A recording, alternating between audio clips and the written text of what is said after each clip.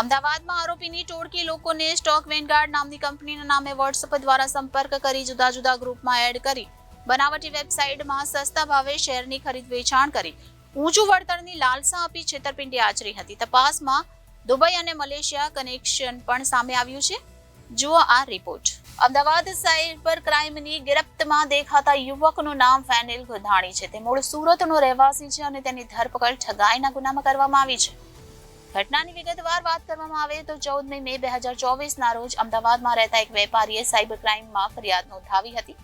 ફેબ્રુઆરીથી અત્યાર સુધીના સમયગાળામાં તેઓને સ્ટોક વેનગાર્ડ નામની કંપનીના સંચાલક કરણવીર ધિલોનના નામે તેમજ સુનિલ સિંઘાનિયાના નામે જુદા જુદા મોબાઈલ નંબર પરથી વોટ્સએપ મેસેજ કરવામાં આવ્યા હતા. તેમનો સંપર્ક કરીને આરોપીઓએ બનાવેલી બનાવટી વેબસાઇટ થકી શેરનું ખરીદ વેચાણ કરાવી આ શેર ખરીદ વેચાણ કરવાની પ્રવૃત્તિ કરવાના નામે ફરિયાદીનો વિશ્વાસ કેળવી 1,97,40,000 રૂપિયા જેટલી રકમ ભરાવડાવી હતી. બનાવટી વેબસાઇટમાં બેલેન્સમાં બતાવી તેના મારફતે વેપારી 5 કરોડ રૂપિયા કમાવ્યા છે તેવી ખોટી બાબતો બનાવી હતી.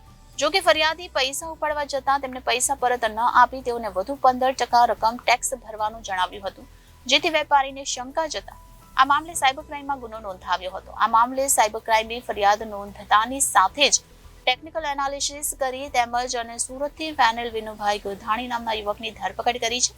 આરોપીએ ફરિયાદીને વોડાફોન આઈડિયા કંપનીના આવેલા આઈપીઓમાં 11 રૂપિયાનો શેર 6 રૂપિયામાં આપવાની લાલચ આપી હતી. આમ આરોપીની ટોળકી લોકોને સ્ટોક વેનગાર્ડ નામની કંપનીના નામે વોટ્સએપ દ્વારા સંપર્ક કરી જુદા જુદા ગ્રુપમાં એડ કરી બનાવટી વેબસાઇટમાં સસ્તા ભાવે શેરની ખરીદ વેચાણ કરી ઊંચું વળતરની લાલસા આપી છેતરપિંડી આચરી હતી. તપાસમાં દુબઈ અને મલેશિયા કનેક્શન પણ સામે આવ્યું છે. આ કેસમાં હજુ પણ 3 થી 4 જેટલા આરોપીઓ હોય જે ફરાર હોય તેઓને પકડવા માટે સાયબર ક્રાઇમે પકડાયેલા આરોપીઓની પૂછપરછ શરૂ કરી છે. પકડાયેલા આરોપીની પ્રાથમિક તપાસમાં સામે આવ્યું છે કે તે અન્ય આરોપીને પોતાનું બેંક એકાઉન્ટ આપતો હતો અને તેના બદલામાં તેણે અત્યાર સુધીમાં 14 થી 15 લાખ રૂપિયા કમિશન મેળવ્યું છે. આ મામલે સાયબર ક્રાઇમે વધુ તપાસ હાથ ધરી છે. શેર માર્કેટ ફ્રોડની અમને ફરિયાદ મળી હતી 14/5ના રોજે.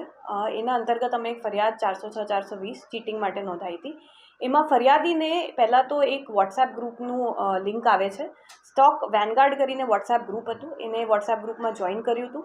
એમાં શેર માર્કેટની ટિપ અને કયા શેર ખરીદવા માટેની બધી વિગતો શેર કરવામાં આવી હતી. 2 જણ શખ્સ જે હતા એ બનાવટી નામથી એમાં શેર કરતા હતા અને પછી શેર્સમાં ઇન્વેસ્ટ કરવા માટે એક app.alicexa.com કરીને વેબસાઇટ હતી જેના માધ્યમથી એને કુલ 1.97 કરોડના શેર્સ લીધા હતા અને એ પછી એને એ રીતે કીધું હતું કે જે શેર જે લઈ રહ્યા છે એમને માર્કેટ ભાવ 11 રૂપિયાનું છે તો એમને ઓછા ભાવે 6 રૂપિયામાં આ શેર્સ મળશે.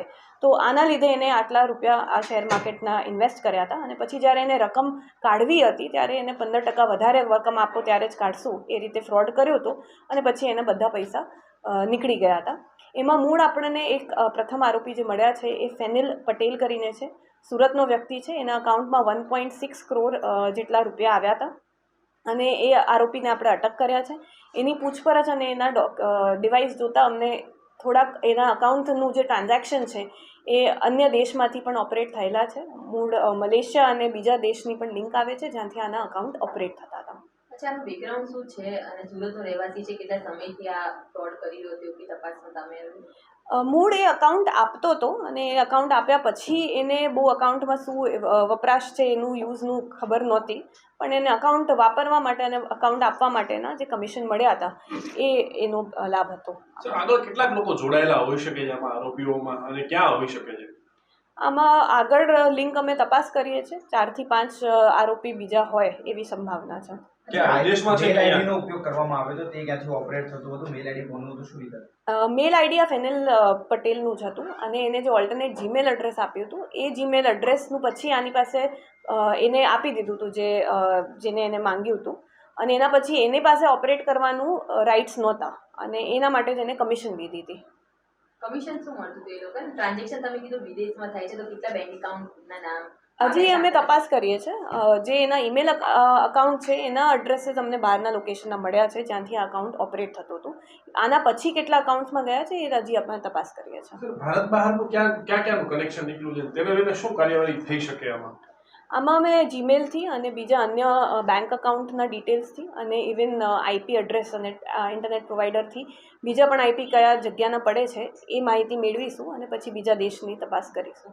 ફેનીનો બેકગ્રાઉન્ડ શું છે, શું ભણેલો છે, કેવી રીતે જોડાયો અથવા તો આ લાઈન સુધી જવાનું એનું રીઝન શું? એ ડાયમંડ વર્કર છે ત્યાં. Bureau report Janadesh news Ahmedabad.